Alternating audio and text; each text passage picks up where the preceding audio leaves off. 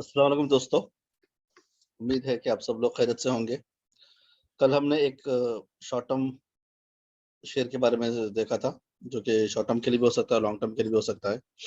Usha Martin, चूंकि beginners के लिए कम से कम रेट, कम से कम प्राइस वाले शेयर्स की रिक्वेस्ट थी, तो कल मैंने उषा मार्टिन के ऊपर एक छोटा सा वीडियो बनाया था।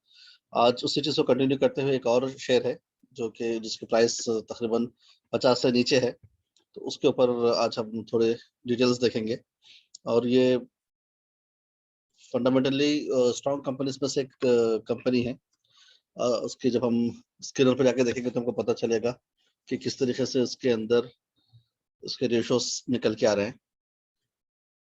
क्योंकि एक्चुअली इस शेयर को लेने का मकसद ये था आज के वीडियो के लिए कि ऐसे शेयर्स चूज किए जाएं जिसका प्राइस कम से कम हो, लेकिन वो इतने रिस्की ना हो कि अगर उसमें इन्वेस्ट करें तो बहुत ज़्यादा रिस्क बढ़ जाए या बहुत ज़्यादा चांसेस ये रहे कि वो बहुत ज़्यादा रिस्की हो जाए, उसके बाद एकदम गिर जाए।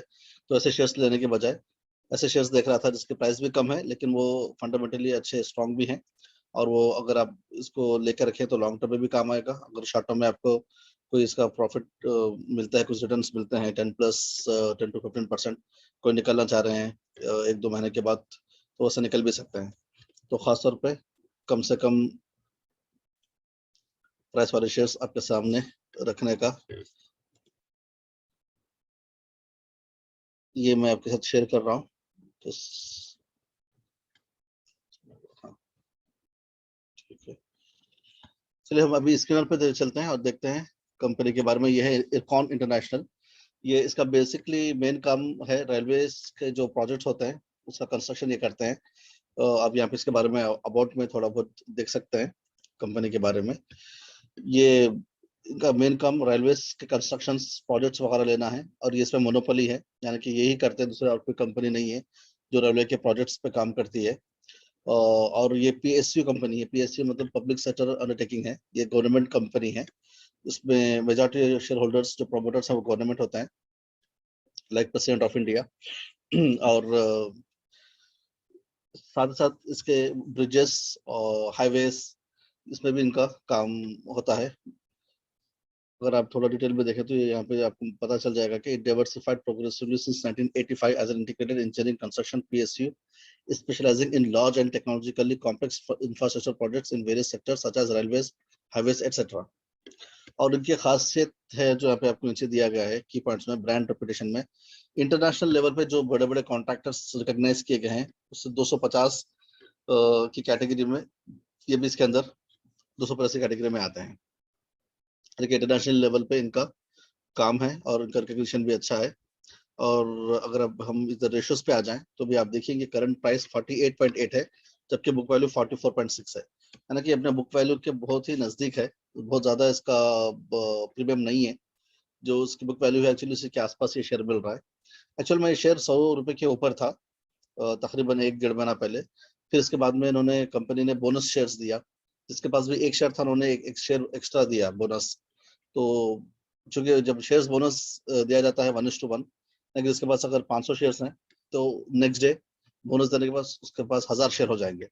इसका मतलब ये नहीं कि आपको 100% प्रॉफिट, 100% रिटर्न मिल जाएगा, साथ ही इसकी प्राइस भी आधी हो जाएगी, यानी कि नंबर ऑफ शेयर्स बढ़ जाएंगे लेकिन उसकी प्राइस आधी हो जाएगी। अगर किसी के पास पहले 500 शेयर्स थे 50 रुपए पर, तो जब उसको बोनस दिया जाएगा तो वो 500 शेयर 1000 हो जाएंगे, लेकिन इसकी जो करंट मार्केट प्राइस होगी वो 50 से 25 हो जाएगी, यानी कि आपका प्राइस आधा होगा लेकिन नंबर ऑफ शेयर्स बढ़ जाएंगे। तो ये जब भी कंपनी बोनस देती है तो इस तरह से ये शेयर नंबर ऑफ शेयर्स बढ़ जाते हैं, लेकिन इससे एक एडवांटेज ये होता है कि प्राइस उसके बहुत कम हो जाते हैं। अगर कोई शेयर सपोज 1000 पे चल रहा है तो 500 का हो जाएगा, और कोई 100 पे चल रहा है तो 50 का हो जाएगा। और जब शेयर्स कम हो जाते हैं, प्राइस कम होती है, तो फिर उसमें मार्केट में लोग ज्यादा उसमें बाइंग के लिए आते हैं, तो फिर उसकी प्राइस बढ़ने के भी चांसेस ज्यादा बढ़ जाता है। अभी देखिए सर, मार्केट कैपिटलाइजेशन 4500 करोड़ का है, करंट प्राइस 48.8 है, बुक वैल्यू 44.6 है, और आपका जो पीई रेशियो है वो 13.6 है। तो जैसे कि हमने कल भी पीई रेशियो को देखा था, उसी तरीके से वही लॉजिक पे आज भी पीई रेशियो को देखेंगे तो ये पता चलता है कि इससे 1 रुपया कमाने के लिए इस कंपनी में मार्केट में इसको 13 रुपए टाइम्स एक्स्ट्रा देने के लिए रेडी है, यानी कि 13 रुपए देंगे तो 1 रुपया इस कंपनी का प्रॉफिट कमाया जा सकता है आज के करंट मार्केट प्राइस के हिसाब से। अगर आप यहाँ पे देखें तो हाई जो पिछले 1 साल में हुआ है 54.2 हुआ है, और जो लो हुआ है वो 36 हुआ है। और डिविडेंड भी देते हैं ये कंपनी, और उसके फेस वैल्यू 2 रुपए है। तो ये तो था इस कंपनी के जो करंट मार्केट प्राइस चल रहा है और जो पी रेशियो के बारे में। फिर थोड़ा इसका 1 साल का आप परफॉर्मेंस देखें तो यहाँ पे आ जाइए। ये देखिए, ये चूंकि एक्चुअली तो अगर पिछले आप 1 महीना 2 महीने पहले जाए तो इसका शेयर प्राइस 100 के आसपास था, तो ये तो ग्राफ भी अकॉर्डिंगली उन्होंने इसको मॉडिफाई कर दिया है। 100 के बजाय अभी जो नंबर ऑफ शेयर्स और जो प्राइस इसका कम हुआ है, तो उसी लिहाज से ग्राफ भी आपको अकॉर्डिंगली उन्होंने इसको मॉडिफाई कर दिया है। आप देखेंगे कि 1 साल पहले बराबर वो आपके ऑलमोस्ट 40 के रेंज में चल रहा था, 44, और आज देखें तो वो 48 है, लेकिन बीच बीच में बहुत ही नीचे तक जाकर के फिर वहां से उठाए। कभी वो ऑलमोस्ट 35 37 तक भी चला गया था, और फिर ऊपर ये आपके पास तकरीबन 53 54 भी गया था, और रिसेंटली ये 49 50 के आसपास चल रहा है। यहाँ पे प्रोस एंड कॉन्स है, कंपनी के बहुत सारे जो एडवांटेज है वो यहाँ पे बताए गए हैं। कि पहले तो कंपनी के पास डेट कुछ नहीं था, बाद में उन्होंने बीच में डेट लिया है, खर्च लिया है, लेकिन उन्होंने उसको अच्छा खासा हद तक कम कर दिया है। फिर देखें आप, दूसरा एडवांटेज ये है कि जैसे मैं ऊपर बता रहा था कि अपने बुक वैल्यू के ऑलमोस्ट उसी के बराबर है, जो उसका बुक वैल्यू है उसी के आसपास शेयर मिल रहा है, बस 1.09 टाइम्स, यानी कि 0.09 टाइम्स एक्स्ट्रा है ये।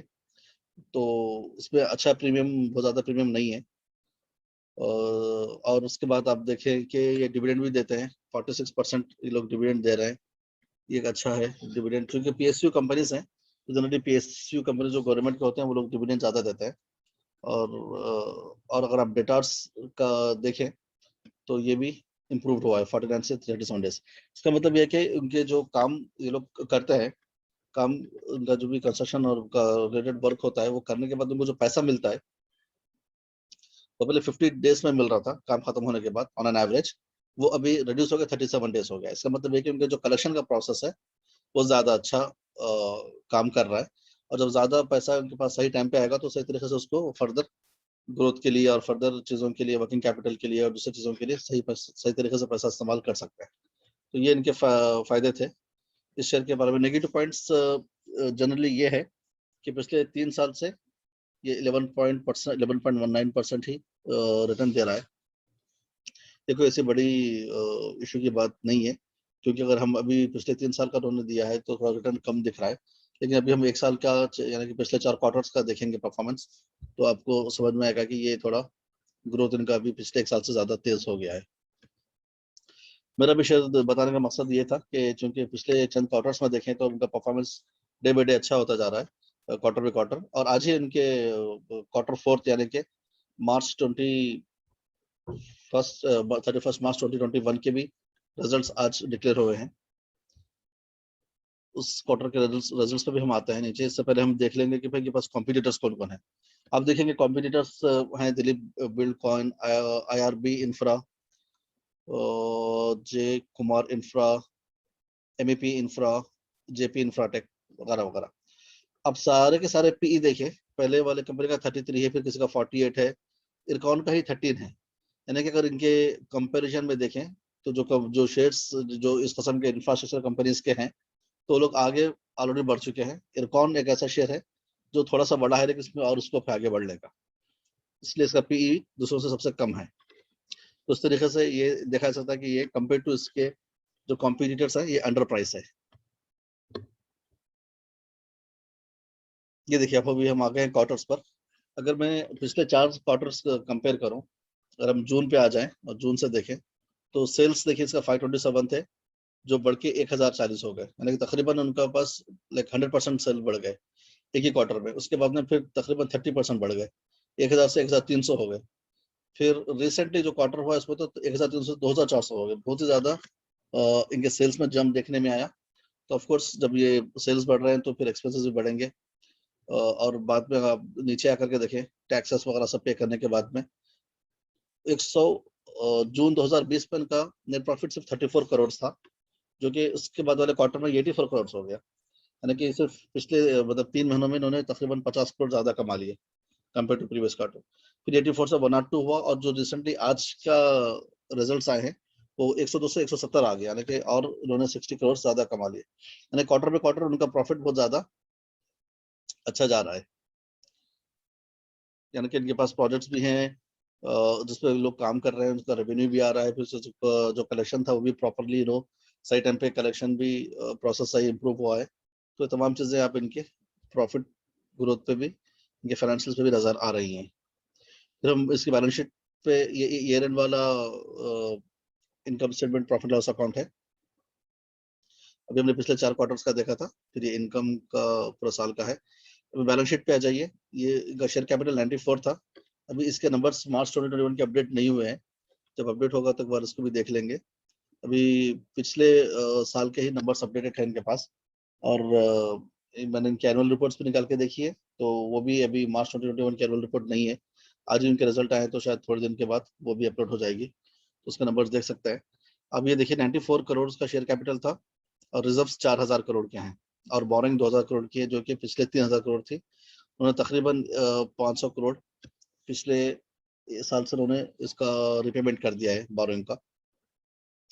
अगर आप मार्च 2018 से पहले जाके देखें तो उनके पास कोई डेट था ही नहीं, बहुत ही मिनिमम बीच बीच में कहीं था। अभी भी उन्होंने डेट लिया है, कर्ज लिया है, और वो भी इसको उन्होंने रिपेमेंट करना उसका शुरू कर दिया है। तो ये इसकी बैलेंस शीट थी। फिर उनके पास अगर नीचे भी थोड़ा देख लें तो इन्वेस्टमेंट्स भी हैं 804 करोड़ के, और फिक्स एसेट्स भी हैं 1900 करोड़, अदर एसेट्स हैं 10,000 करोड़। और अभी इनके हम इस पे शेयर होल्डिंग पैटर्न पे आ जाते हैं, क्योंकि मैं आपको बता रहा था कि पीएसयू कंपनी है, पब्लिक सेक्टर अंडरटेकिंग, और गवर्नमेंट कंपनी है। तो इनके पास 89% था दिसंबर में शेयर्स प्रमोटर्स के पास, और अभी वो हो गया 73%। तो ये एकदम नंबर ऑफ शेयर्स इनके पास 89% से 73% हो गए हैं। उन्होंने बहुत सारे शेयर्स अपने बेच दिए हैं। और आप जानते हैं कि कंपनीज के प्रमोटर्स अगर शेयर बेचने लगे तो वो अच्छा इंडिकेशन नहीं होता है। लेकिन यहाँ पे अलग केस है, जो भी कंपनी लिस्टेड होती है तो उसके लिए वन ऑफ द रिक्वायरमेंट ये है कि प्रमोटर्स के पास 75% से ज्यादा शेयर ना हो। अगर 75% से ज्यादा शेयर प्रमोटर के पास होंगे तो वो उनको अपना परसेंटेज बेच करके 75 या उससे नीचे आना पड़ेगा। इसलिए यहाँ पे अब अभी आप देखेंगे एग्जैक्टली आज का जो पोजीशन है वो प्रमोटर्स के पास शेयर 73.18% है। तो 89 से उन्होंने इसलिए बेचा क्योंकि वो 75% से कम हो जाए। और लेकिन इसमें एक रिस्क ये है, चूंकि ये पीएसयू कंपनी है और गवर्नमेंट जनरली डेवस्टमेंट्स ज्यादा कर रही है आजकल, और जब भी डेवस्टमेंट करती है गवर्नमेंट तो तब शेयर की प्राइस नीचे आती है। लेकिन यहाँ पे डेवस्टमेंट करने का खास मकसद ये था कि 75% का जो क्राइटेरिया है सेबी का लिस्टेड कंपनीज के लिए, यानी कि जो कंपनी स्टॉक एक्सचेंज में लिस्ट है, तो उनको कंपल्सरली जो प्रमोटर्स को 75% से ज्यादा होल्डिंग नहीं रखनी है, इसलिए उन्होंने उसको यहाँ पे बेचा है। और अब यहाँ पे देखें एफआईएस यानी कि फाइनेंशियल, ये जो फॉरेन इन्वेस्टमेंट्स होते हैं, इन्वेस्टमेंट हाउसेस वगैरह होते हैं, वो अपना परसेंटेज थोड़ा थोड़ा 0.8 से लेकर उन्होंने 0.23 तक बढ़ाया क्वार्टर में, फिर आगे बढ़ के 0.34 किया, अभी 1.59 किया। दिसंबर से लेकर मार्च में अच्छा खासा यहाँ पे इन्होंने बाइंग की है एफआईएस ने। लेकिन अगर आप साथ में डीआईस देखें, डीआईस मतलब वो जो फाइनेंशियल इन्वेस्टमेंट हाउसेस होते हैं, लेकिन वो डोमेस्टिक होते हैं, लेकिन यहाँ के म्यूचुअल फंड्स हो गए, यहाँ के दूसरे इन्वेस्टमेंट बैंकर्स वगैरह हो गए, वो लोग अपना इस पर परसेंटेज कम कर रहे हैं। 2.9 था तो फिर 2 हो गया, फिर 1.7 हो गया, फिर 0.34 हो गया। लेकिन अब पब्लिक में देखें तो पब्लिक में इस शेयर को लेकर के एक्सपेक्टेशन ज्यादा है। तो 7.74 था 4 क्वार्टर पहले, इसके बाद में 8.5 हुआ, फिर 8.6 हुआ, फिर सडनली 8 से डायरेक्टली 24% हो गया। बहुत ज्यादा आप एक जंप देखेंगे पिछले क्वार्टर में। लेकिन ये इंडिकेशन ये देता है कि मतलब पब्लिक इसमें ज्यादा इंटरेस्ट दिखा रही है, ज्यादा बाइंग भी हो रही है। और चूंकि जैसे कि ऊपर बताया गया था कि इसके नंबर ऑफ शेयर्स बोनस देने की वजह से प्राइस कम हुआ है और शेयर्स बढ़े हैं, तो लोग भी ज्यादा शेयर्स खरीदने के लिए इस काउंटर में आए हैं, इस स्टॉक में आए हैं। तो ये चंद चीजें थी इरकॉन की, कुछ पॉजिटिव और एक दो नेगेटिव पॉइंट्स। अभी इसके पास हम चलते हैं सेकंड वेबसाइट मनी कंट्रोल पे, जो कि कल भी मैंने आपको बताया था। और उसमें मनी कंट्रोल पे आप एक चीज ये देख सकते हैं कि वो आपको रेसिस्टेंस और स्टॉप लॉस वगैरह के चार्ट के ऊपर जो नंबर्स आते हैं जो उसके रेसिस्टेंस लेवल और स्टॉप लॉस दिखाता है वो आपको यहाँ से मिल जाएगा।